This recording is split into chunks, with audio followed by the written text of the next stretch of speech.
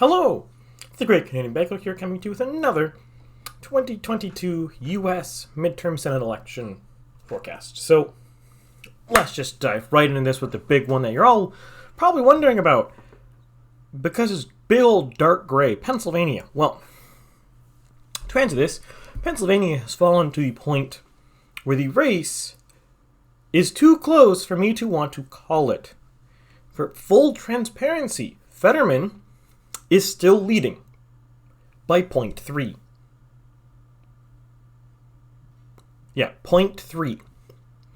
If we forecast that, I believe Pennsylvania typically has around 6 million voters, then we're talking about a margin of a few tens of thousands. Let me do the exact math here for a second. We're talking about a margin of like 20,000 if there's 6 million people voting.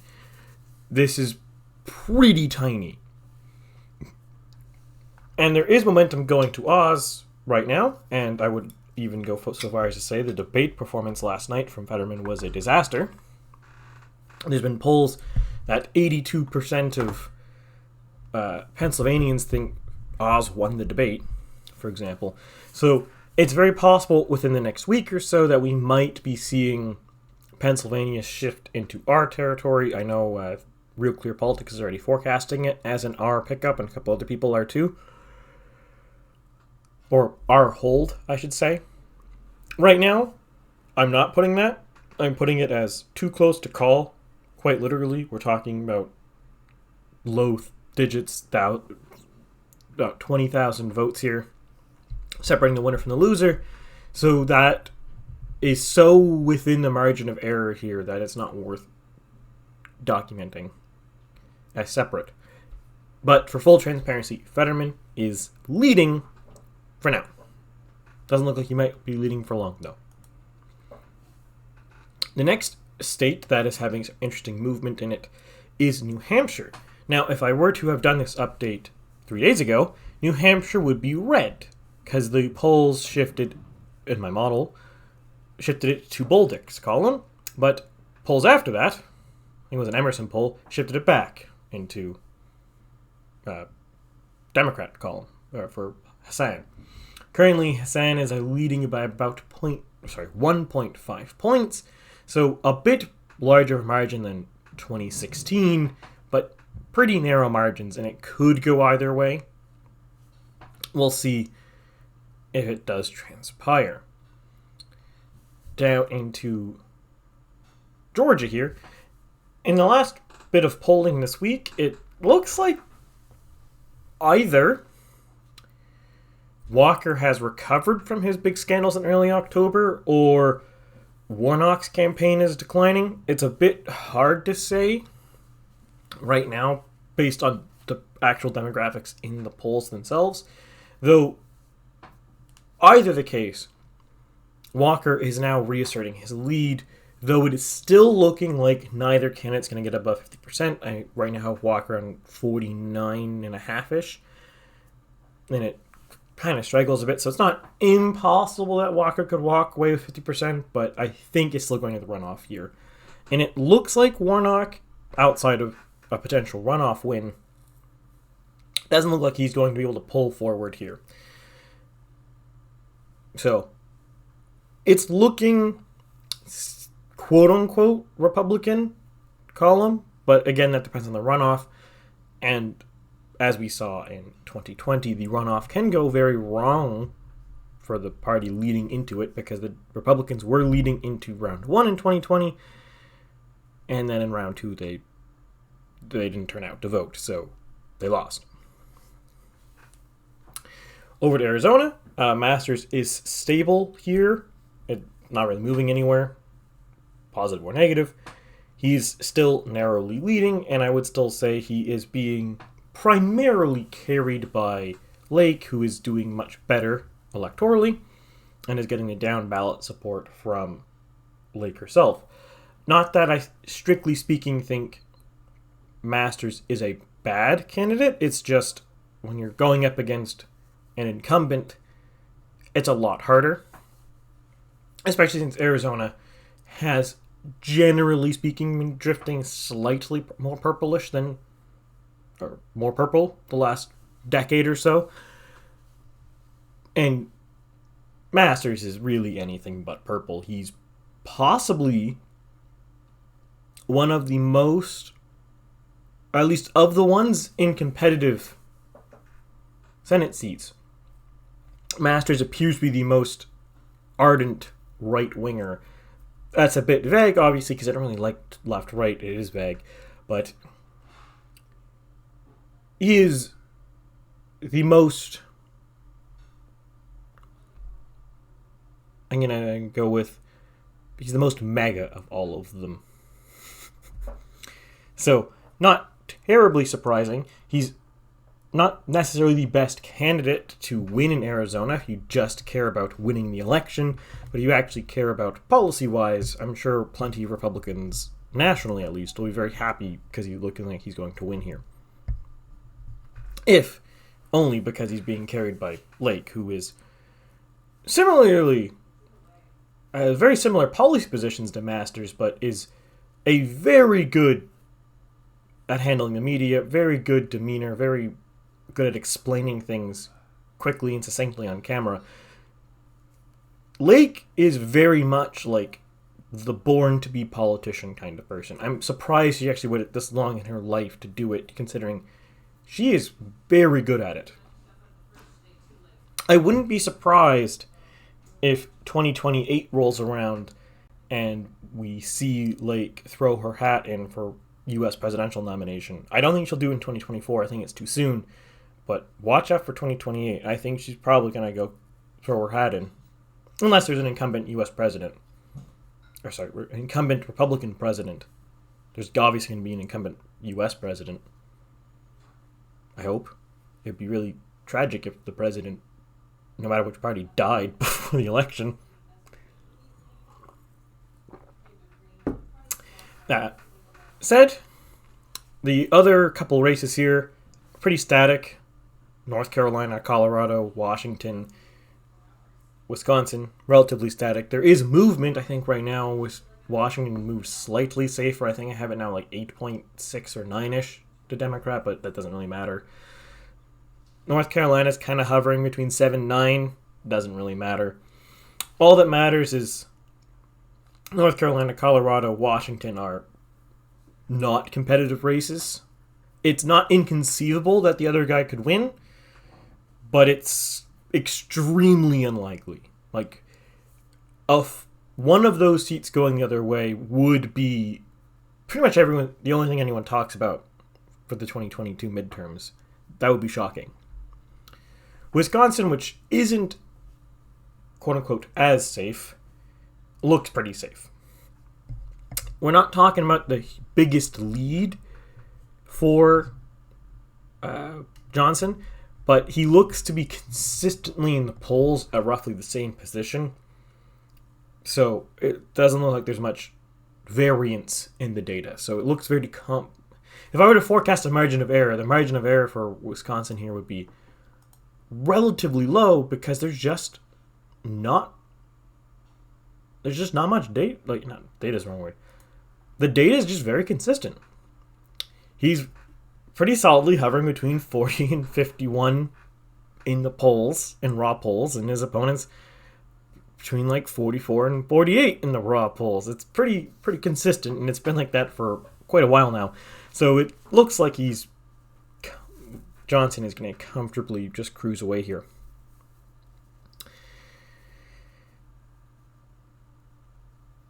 So overall, things look pretty flat, and it looks like we are winding down here. What is a competitive seat, as I was saying last week, is pretty narrowed, and what's overall going in the races is pretty flat. Like, I don't really expect much more to change at this point. It's really just the only 3 states, in my mind, that are worth looking at right now are Georgia, New Hampshire, and Pennsylvania.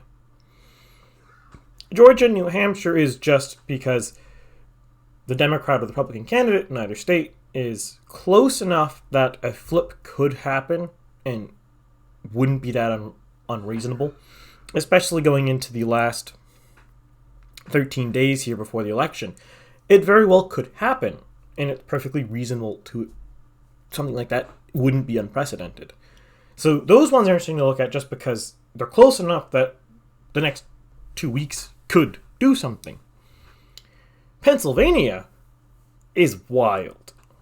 It's the closest race I think I say that after doing Brazil.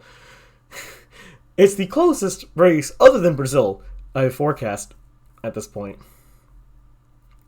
And I think it's very likely, or I'm going to phrase this. It's very close right now. I don't think it's going to be very close on election day. Yes, the margins are tightening, but there's two thoughts on this one. There's two main scenarios. I'm not going to break down the raw numbers. We're just talking about what the high-level scenarios are here.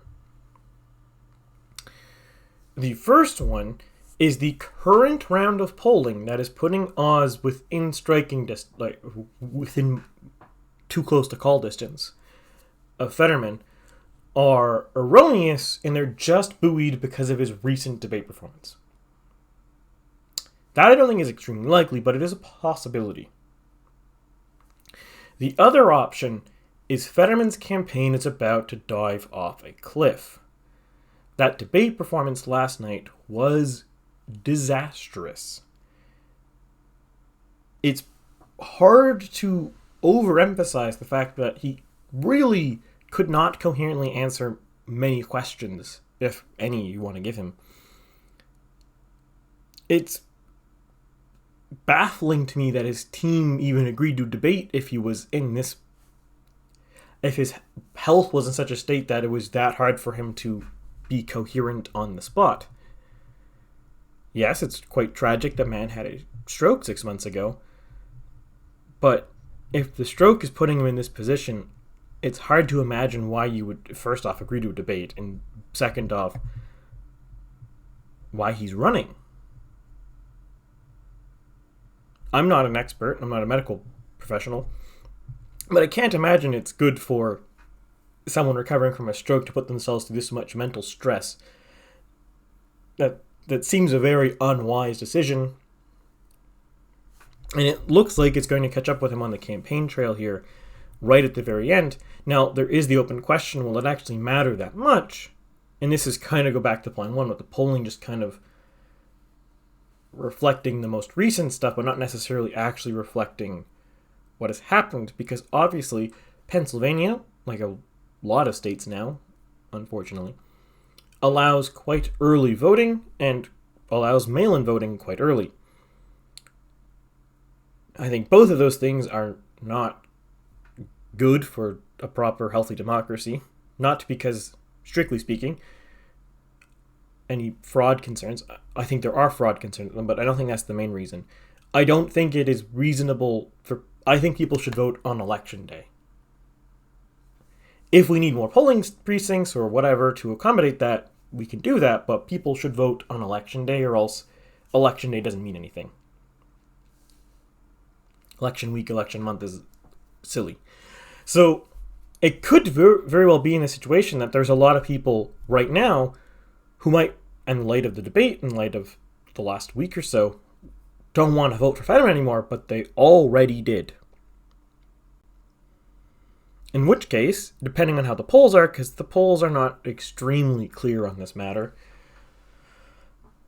if the polls did not already factor into the people who have already voted, and who they voted for, it's very possible the polls could be overestimating Oz here, because he was doing really bad in late September, early October, when I believe you can start getting and or returning ballots in Pennsylvania. Correct me if I'm wrong, Pennsylvanians. And if that's the case, when Oz was doing much worse, a lot of ballots could have been cast and returned before the campaign is shifting towards Oz. It very well might be the case that Oz could do extremely well on election day with election day votes, and then lose because of mail-in votes and late or early voting votes, similar to what happened to Trump in Pennsylvania. And unfortunately, for Oz in this case, he probably would, right now, it looks like he might actually win if enough people, if the people who would change their votes haven't voted yet. If you would change your vote, but you already voted, you're kind of screwed, which is, again, one of the reasons why I don't think voting early, at least this early, should be permissible at all. Because, there's still debates going on. There's still campaign going on. It's not great. It kind of laughs in the face of what an election campaign is.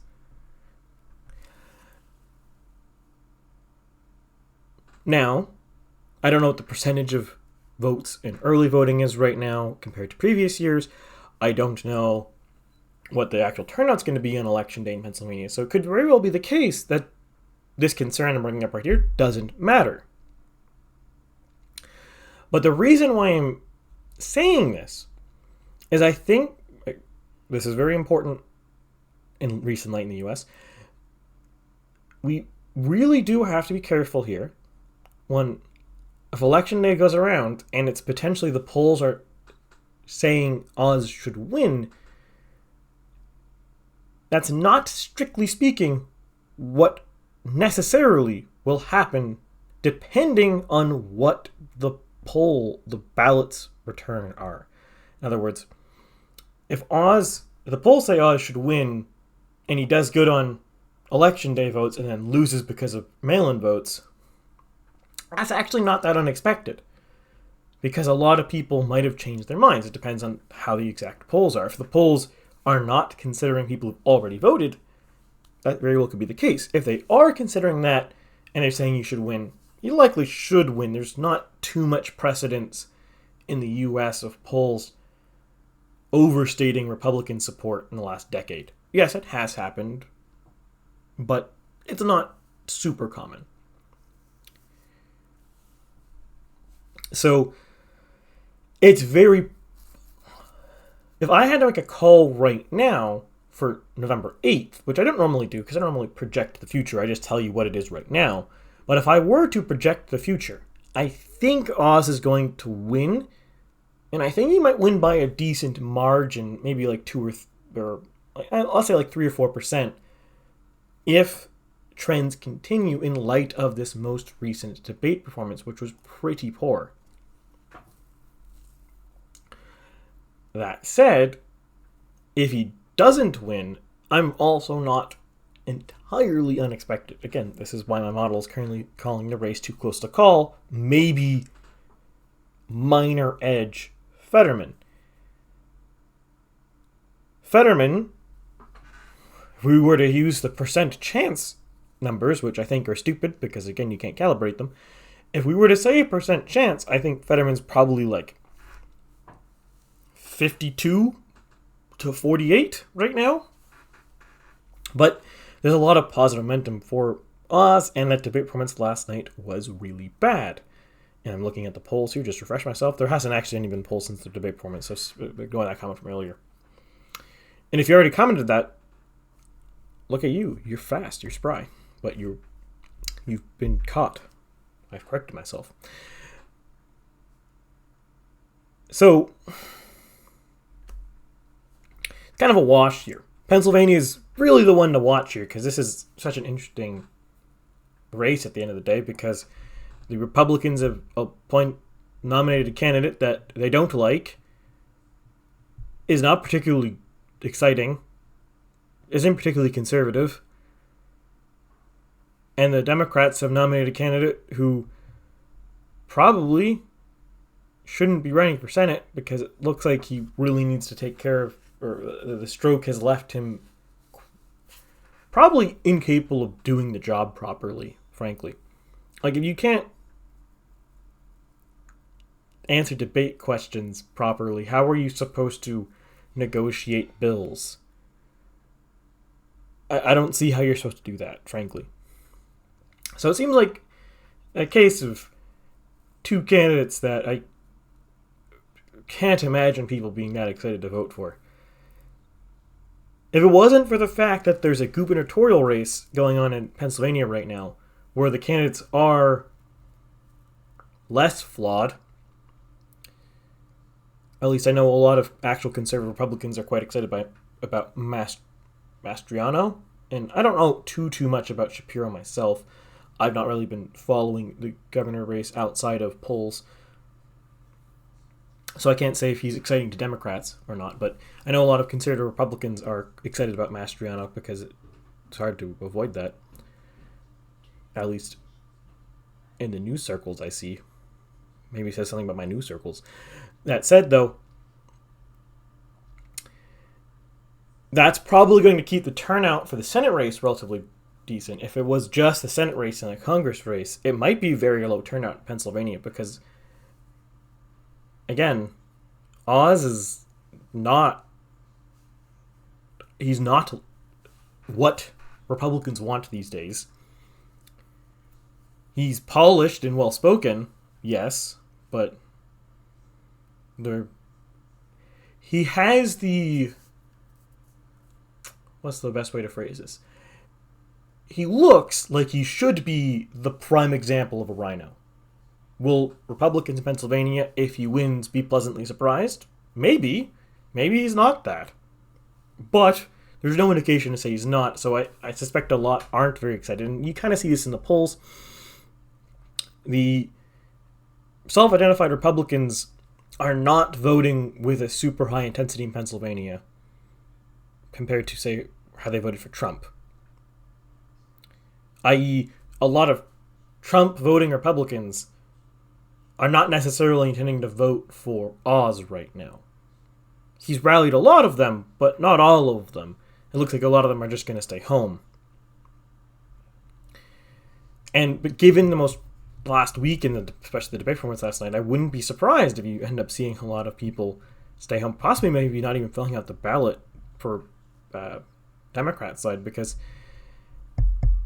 if you're going to nominate someone like Fetterman and the best thing you can hope for is he might step down immediately, now there could be logic that you should vote for him anyways because it's better to to gamble on who's going to win the gubernatorial race than just let the Republican win by default.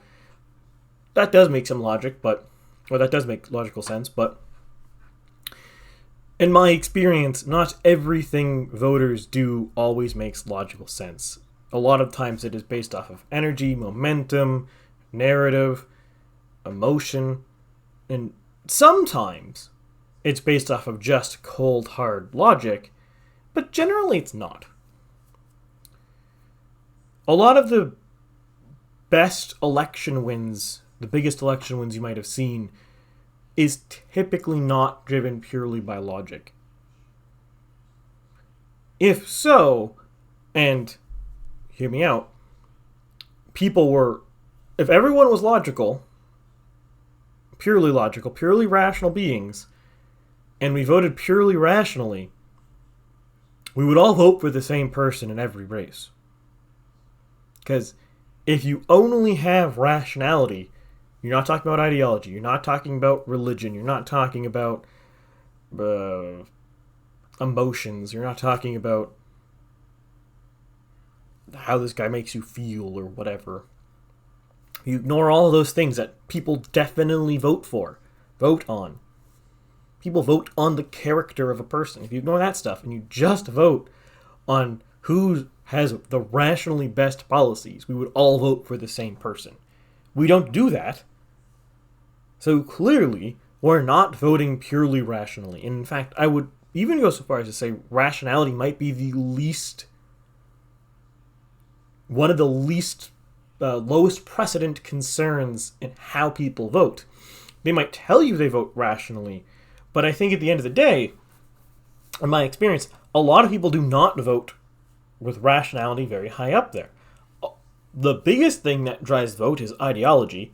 Ideology is the biggest driver of vote, which is why when you poll people, ideology and party affiliation, to be fair, partisanship, that's why when you poll people by party affiliation or you poll people by how they identify themselves ideologically, those tend to be the best predictors on how they're going to vote. Because I think that is the main reason why people vote. Character definitely matters. I mean, if it wasn't for character, then Trump would probably still be president right now. That was pretty much Biden's entire argument in 2020. It's not literally his entire argument, but the main gist of his argument was Trump did not have the character of a president. That got a lot of independents to vote against Trump. Clearly, then, we can infer character matters, because that happened. And as I said, partisanship and party ideology clearly matter. And in other races, I can't name them off the top of my head, but for example, a lot of local races, people will vote based off of the looks or if the person's friendly. I know my local council elections for city, municipality, people have voted, that I know of personally, have voted based on which candidate put the effort in and canvassed them. Which, to be fair, I'm not denigrating any of these. That's a perfect, voting by who had the effort to canvass you is a perfectly legitimate way to vote when you don't know a lot about what's going on. Because if someone voted to canvass you, at least they're putting the effort in. But that's not a rational way to vote. This is my point here. The point with this spiel here is people don't typically vote rationally. Because again, if people voted rationally, purely rationally, even factoring the fact that there's or even mostly rationally, and you factor in things like partisanship and ideology, split ticket voting will be extremely common, but it's not. It happens, but it's really not common, which is why you get phenomenons like I think right now, where Lake is likely going to carry Masters over the finish line, because people are going to go out and they're going to vote Lake and they're going to vote R down the rest of the ballot. And they probably wouldn't have went out for Masters because for all of the credentials he has as seeming to be a genuine conservative, he's not the most exciting person in the world. Lake is a much more energetic and a much more exciting candidate than Masters. So, long story short, voting is way more... analyzing voting is much more complicated than anyone gives it credit to.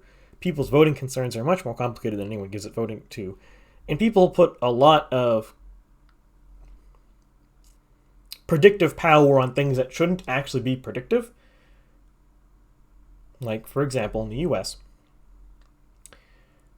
polls often use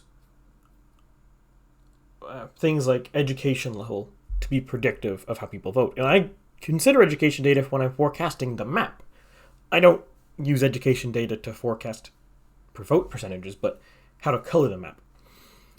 Education data will tell you, it will help you figure out where voter concentration is. That is true. But I very much reject the hypothesis that education level changes how you vote. Education level changes what jobs you work in, what sectors you work in, and as a result, different kinds of people will go to different levels of education because they want to work in different sectors. Which is why a lot of this is nonsensical. A very poignant example, it's very much not the case that just because you only have a high school diploma, you're going to become conservative. It's much more the case that someone who's going to be a lumberjack probably is not going to bother getting much much quote-unquote official post-secondary. I'm sure there is probably post-secondary requirements and stuff like that to work in the lumber industry, but you don't need a university degree. You don't, as far as I'm aware, you need trade schools. You work at a logging company. That's where you get, I believe it's mostly on job training. Correct me if I'm wrong if you work in the lumber industry and I'm wrong here. That isn't, and this is important here. This is not to say there's anything wrong with that, right? It's, you're doing a particular job that needs a particular level of education, so you got the number you needed, and you do it. Great. That doesn't make you more conservative. It's something more conservative people are likely to do. The causality is backwards. Not going to university doesn't make you less conservative. more conservative people are less likely to go to university. Because the jobs that you do and you get access to by going to university tend to not be jobs conservatives want to do.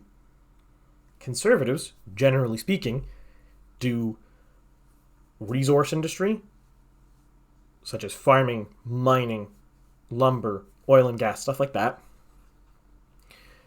That's a big one. Run a small business, that's a big one. Military, that's a big one. That's the one I'm going to go with. There's more, obviously, but these are the big ones, right? Those are the big ones you see. If you poll that industry, that field, they're overwhelmingly conservative compared to the general population. Whereas you look at things that left-leaning people tend to do. I don't really like to say the word liberal here because liberal means different things in different places. I guess conservative does too, but conservative, generally people understand what you mean, whereas people will disagree on what liberal is. We'll go left-wingers here. They tend to want university degrees because left-wingers typically favor things like education, favor as a job. They're more likely to go into things like nursing, medicine, etc., things like that. Things you need degrees for. Science tends to be law, etc. Why is that? I don't really know, but you can tell that the people who do those things tend to be more, or people are more left-wing when they start those things, typically. It's not to say you can't find a conservative lawyer. They definitely exist. But the tendency at large is this. And people confuse the causality here a lot. I firmly reject university makes you a liberal. The job you do with the degree likely makes you more liberal. Or, in other words, a better way to phrase that, wanting to do the job you got with that degree has likely put you on a track that will make you more liberal.